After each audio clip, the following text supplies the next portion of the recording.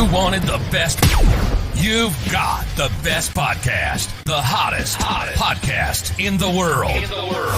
The Chris Voss Show, the preeminent podcast with guests so smart you may experience serious brain bleed. The CEOs, authors, thought leaders, visionaries, and motivators.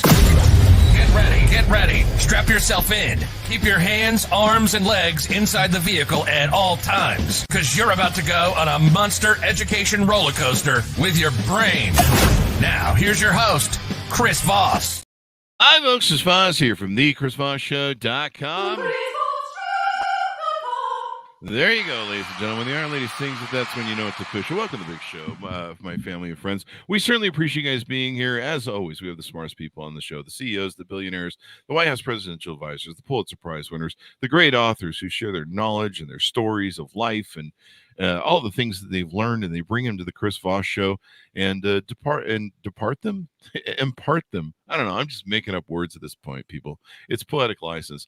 On to you, and improve the quality of your life. For 15 years, we've been doing this, and as always, we will continue on. This is going to be one of the harder shows I've done because I'm intermittent fasting right now to lose weight, and we have two amazing cooks on the show who they have a whole business of just inspiring people to eat better and everything else. I am just drooling in the back of my head. So if you hear drooling or slurping on the show, it's just me.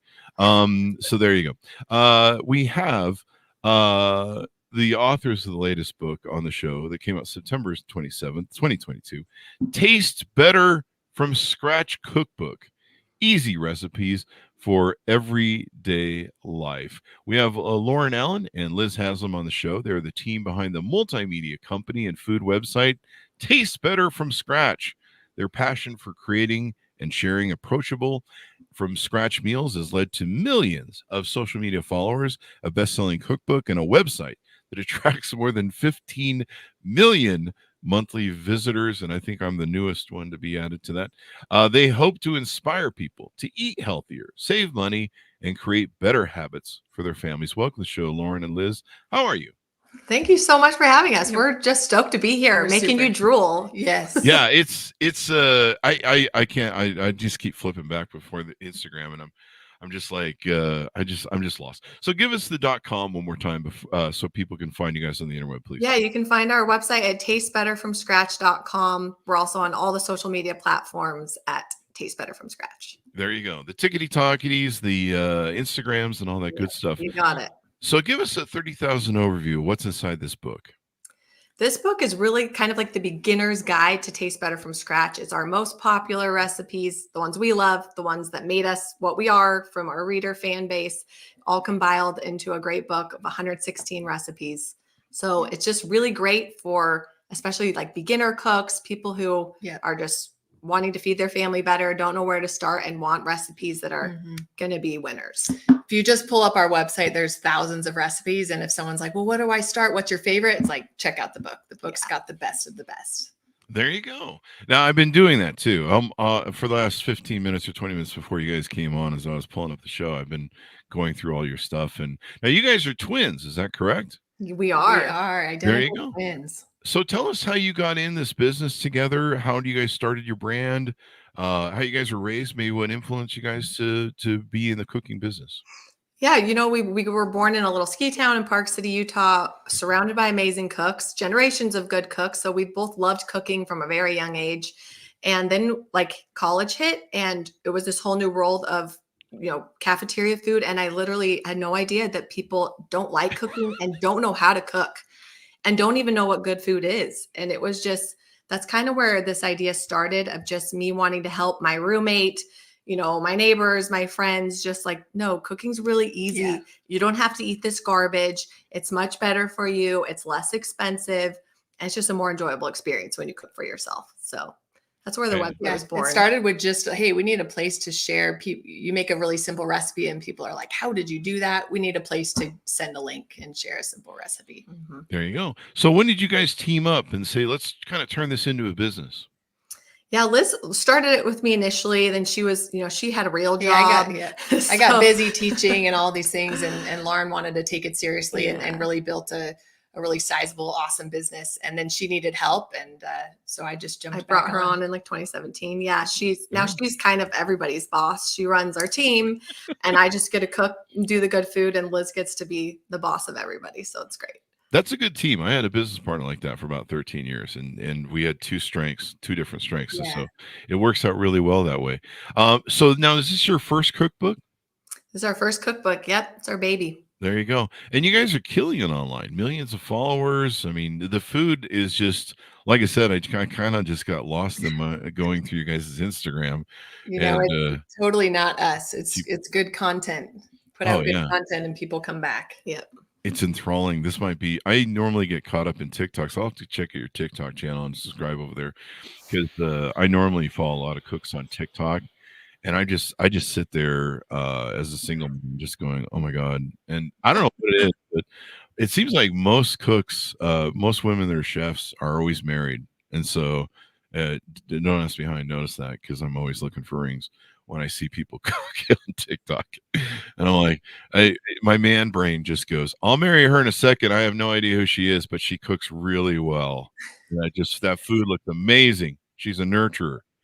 I love TikTok because I feel like it's brought a new kind of love for cooking that is kind of reinvented, especially with younger generations, like and more interest, and like food can be really fun and exciting. So TikTok's been great for the food world. There you go. You know, I put on a lot of weight eating bad, owning companies all my life from 18. I started my own companies and I started eating on the road. You know, I had that attitude. I'll get healthy later. I'll get the weight off later. And I ate bad for a lot of years. And then, of course, when you're single, you end up going out to dinner a lot, dates and stuff. You're always eating at restaurants and crap. And I think it was 2016, I finally had gotten sick of how fat I was. And so I started eating healthy. And I started making my food at home and kind of learning to cook for myself. And it was so empowering. It almost seems like it's cooking for yourself now, making things from scratch. It's kind of like a lost art. Do you think that's true? Absolutely. You know, I was Mhm. actually kind of in a deep dive of reading about this topic, and Forbes came out with a really interesting article a couple years ago, basically about how millennials are missing the basic life skills, like life skills 101. And it is an interesting trend because you start to see this shift where all the grocery stores have these like ready-made meals. And that's really the next thing is like, I am cooking, but I'm not really cooking. I'm just buying this meal and I'm heating it up at home, but I feel like I'm cooking. And it's an interesting trend because it's just it's a nice convenience food, but it's sort of still missing the boat on like feeding yourself good, nutritious food. And then you're also spending At the end of the day, it's expensive. It's not nutrient dense, and people are eating more when they eat that way. So it leads to higher rates of obesity. Yeah, and these processed foods, I learned about eating live foods and non-processed foods, and not eating the frozen foods and the stuff. And so I learned that the taste is like so much better in making things from scratch, and in eating live foods instead of dead foods, and spending time going through the produce department. And if you just learn to prep a little bit or season a little bit, it's not that hard. Absolutely. You can make things taste way better than McDonald's.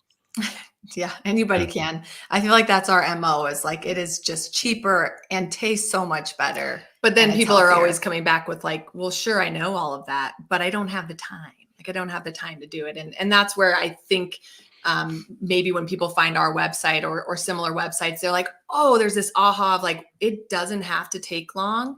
Mhm. And I can have all of it. I can have cheaper, healthier, and it can be easy and simple to put together if I just have a plan. Yeah. We were talking before the show in the green room about how, I'm always in search for the best sourdough bread I can find. And you guys have a no knead bread where you don't have to knead it with your hands. I didn't mean to imply that it was a no knead bread, like you don't need bread. Do keep it light in your diet. But you guys have a thing on there and it can be done in just a few minutes, I Yeah, think. that's a really fun one for people to start, especially people who are like, I love sourdough bread. I want to make it. Sourdough bread is a ton of babysitting and a ton of work and a huge learning curve. This no knead artisan bread is a loaf of artisan bread. It's like 4 ingredients: flour, water, yeast, salt.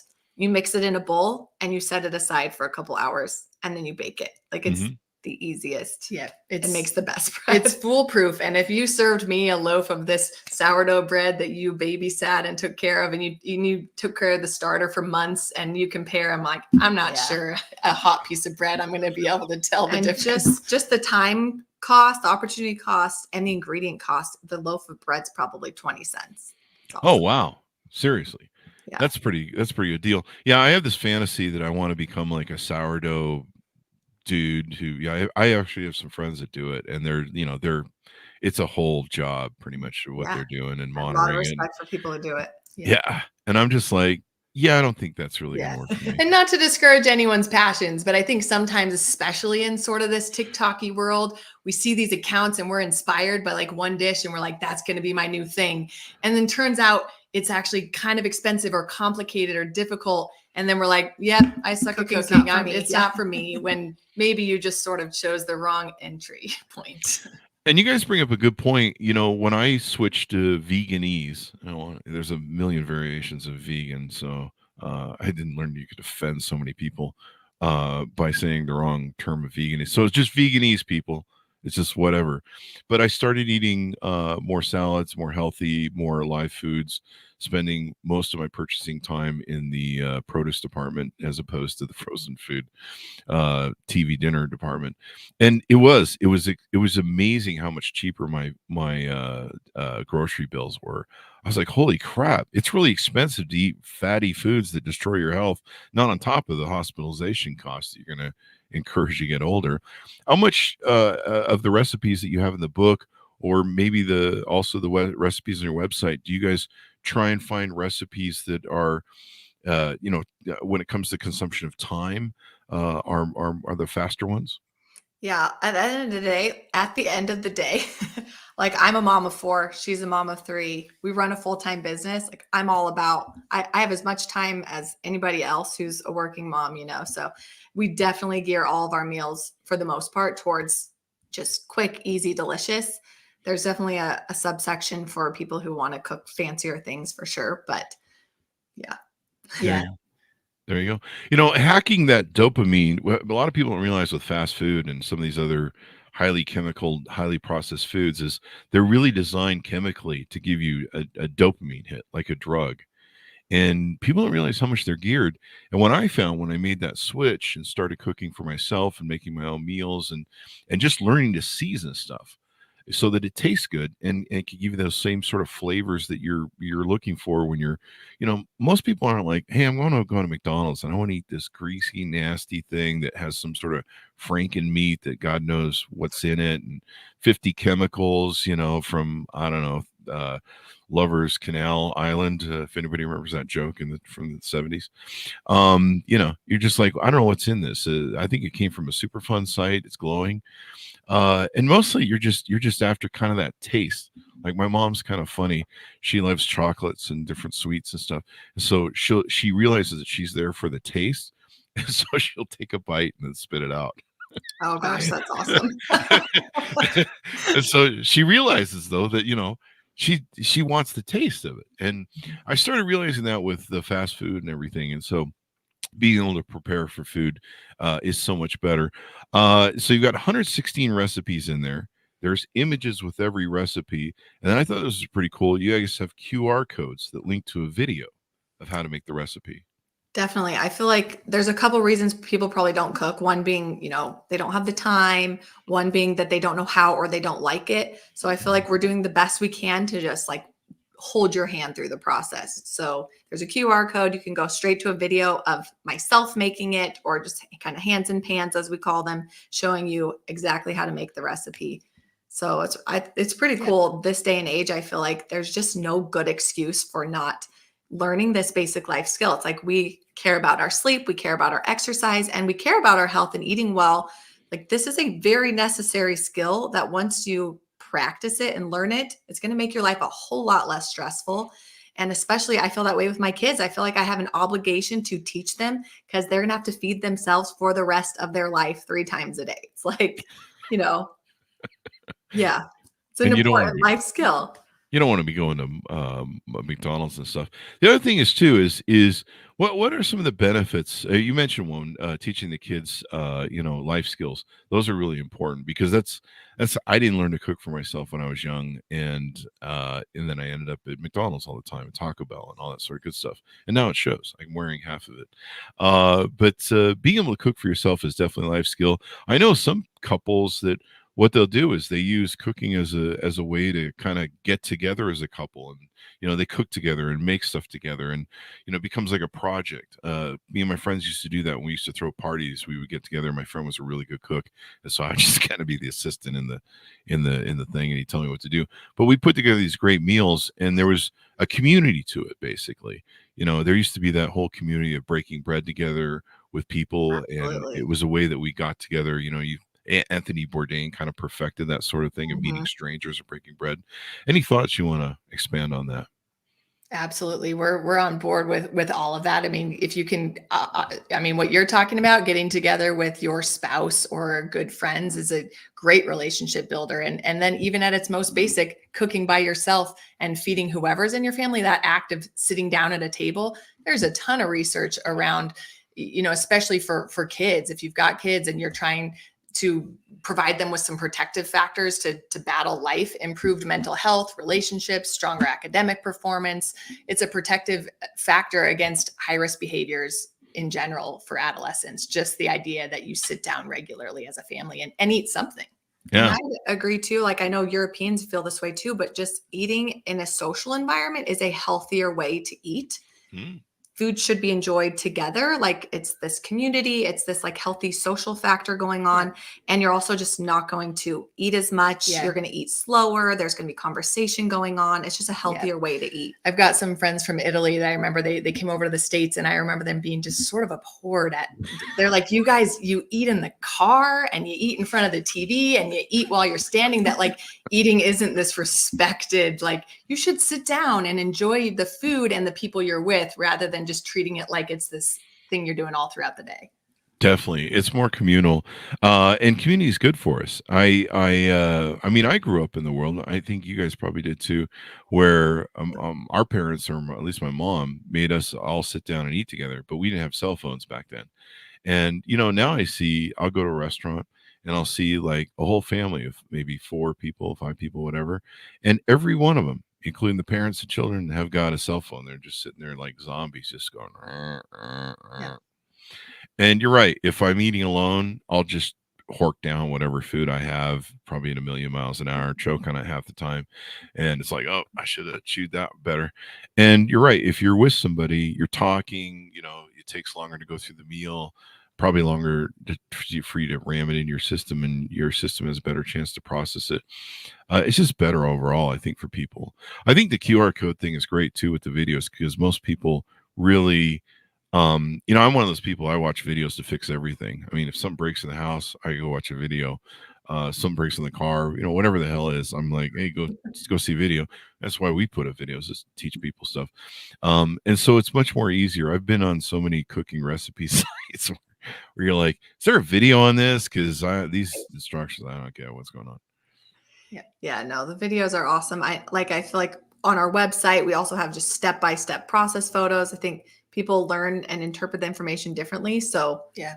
I think one of the biggest things that keeps people coming back, because there's so many places to find information, is that I think there's a few people copying us now, but we were one of the first people to ever start offering free meal plans. Like there's no catch. There's a meal plan, there's a shopping list, like everything you need to make it for free on the internet. Luckily, we have an ad-supported business model, so we're able to just give stuff out for free, and we make money because people are seeing ads while they're on our content. But the meal plans have definitely, I think, helped with that issue of, you have the video to help you, and now you've also got a plan for the week. Yeah. There you go. Now I noticed on you guys' website, you guys have air fryer recipes. It seems like air fryers are like what everyone's using these days. Is that kind of out of control, or is that a valid way to cook? I haven't tried it yet. I think the air fryer is great because I feel like it's not like a trend like the Instant Pot. It's here to stay because it's really just another type of oven. So you can cook more things in it and you can have more success with it. It's easier to use. You can cook vegetables in it, fish, chicken, or you can reheat anything in it. I'm a big skeptic of all the new like gadgets and tools that come out. And I've found I'm a big fan of the air fryer. I think it's here to stay as well. It's a really convenient tool that I think you can cook healthier in it. You don't need to add as much oil and you kind of still get that crispy flavor. That's the trick. I bought one for my mom and she loves it. I haven't gotten around to buying one for me. So you got all sorts of recipes on your website. People can go through them and target different things, even vegetarian. Tell us about some of the other offerings you guys have on your website. You've got meal plans, recipes, cookbooks, all that sort of good stuff. Yeah, our meal plans, I mean, I think what keeps people coming back and back are just great recipes, new recipes coming out every single week, new videos coming out every week. But our meal plans are what we're really passionate about as far as just an amazing free resource. People all the time go to these different companies that are offering them meal plans. You know, they'll ship you the food, but they're essentially shipping you the ingredients you need, the recipe card, like you're cooking it yourself still. So I think especially with grocery pickup these days, it's like we give you a shopping list and the recipes you need that week. You punch it all in, your groceries are delivered, or you pick them up, and it's all free, which is like I think we're passionate. That's probably the best thing that we offer. Mm-hmm. Yeah. So how does the meal plans work? Are they frozen and sent to you by mail, or do you have to pick them up locally? No, so that's probably so you've got sort of these like meal delivery services out there, the HelloFreshes of the, we're sort of an intermediary where we are giving you the idea, the meal, the recipe, Okay. the shopping list. The work you have to do is to enter it in your grocery delivery service and order the groceries yourself. But you're printing out the recipes, and you've got all the ingredients, and it's free versus paying a monthly fee for these. And the other thing I love about it is we offer like an estimated budget for every meal. So I would say the average week worth of dinner recipes is no more than $60 to $70 for a family. Most of them feed at least four to six people. Wow. And then there's prep ahead instructions where you can, do something really simple ahead of time. If you prep on Sunday or you prep before you go to work, so that just the cooking in general seems like less of a drag because you've already got yourself started. I love this too, because if you're a busy family, and even for me as a busy single guy, you're like, what should I make, and if I don't find it in the fridge, we have Walmart deliver stuff, but if I don't find it in the fridge, sometimes I end up at a restaurant, but I can afford it. But it's not always the best food. Well, I eat nice places, damn it. But I love this meal plan thing. I just subscribed to it. A lot of people, I don't know if it's still a thing, but back when those, somewhere about midpoint when HelloFresh and a lot of those different services start, they all sent us stuff because we review products and stuff. And what we found was a lot of time they were sending us like really like almost throwaway vegetables and stuff that were kind of at the end of their life. And I'm like, did you get this out of the back of the dumpster of the grocery store that threw the fresh stuff out? Like it was just like you had to cook it fast. It had like a day or two left on most of the produce that was sent to us. And I was really discouraged by a lot of it. And then we got the frozen stuff too, and that was really awful. Like I would post it on social media, and people were like, that looks like crap. And I'm like, well, it tastes good. And they're like, Chris, you're single. Like, what do you know? Anything tastes good to you. And I'm like, you kind of have a point. So I like this meal plan idea because it can make it so that you can plan a whole different meal, and they look beautiful. You guys have 161 here on the website. So, people can map out the week. They can, you always get those kids that are like, I want this, I want that. Yeah. And if you create a free account, you can edit them too. You can swap out your favorites. If there's a meal you're like, oh, my family's not going to eat that, you can plug in a different option and it will generate an updated shopping list for you. Can I just make it so it's all tacos and sourdough bread? Definitely. You can build your own from the beginning. Tacos are my love language. That and pizza. What have we talked about that we should plug out for you guys on what you guys are doing and how you're doing it and all that good stuff?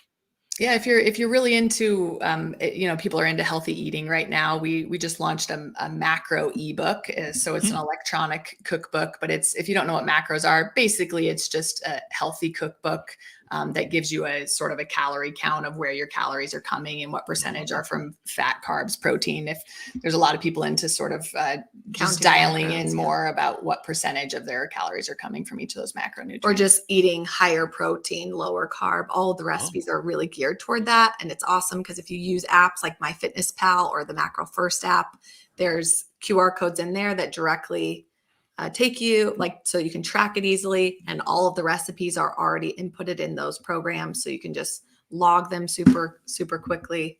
And if you don't count macros, it's just an awesome healthy cookbook. There you go. I love it because anytime those apps are like, tell us how many calories or what you're eating, and you're just like, I don't know, it's broccoli. Right. I'm not gonna weigh it. I'm like, dude, I got things to do, man. So it's been wonderful to have you guys on the show. Give us any plugs you want, any place you want people to follow you on the interwebs. No, I think we're just all about bringing the joy back to cooking. So if you're feeling in a kitchen in a rut as far as you're eating or wanting to cook, better or more fun food, hope you'll check us out. Tastebetterfromscratch.com. There you go. And follow them on Instagram and TikTok. You can see all the pictures. I've got this running in the background. I'm just going to probably spend the next hour drooling on. I've kind of learned a trick where if I look at food, even when I'm intermittent fasting, I'm kind of still okay. But it like, I don't know, it like takes it away from me where I don't really want to go eat. It's kind of like, I don't know, I can look, not touch sort of thing. I think that's a special skill that you have that I definitely. It is. I've developed it. I think I converted it to men's ability to, look at women, but whatever, but it would look, don't touch. So sort of thing. I think it's a married guy, maybe, response, but jokes aside, I'm looking at this. What is this beef on here? This is beef tenderloin. Oh my God. But I can second the motion that eating healthy and being able to prepare your own food is so empowering too. I mean, you really feel proud of yourself. You're like, hey man, I made some food. It tasted really damn good. And you just feel like you've learned a new skill in life and you've expanded your life vision and stuff. So there you go. Thank you, ladies, for being on the show. We really appreciate it. Thanks so much for having us. There you go. And thanks, Ron, for tuning in. Order up the book wherever fine books are sold. Taste Better from Scratch Cookbook. Easy recipes for everyday life. Came out September 27th, 2022. Be good to each other. Stay safe. And we'll see you guys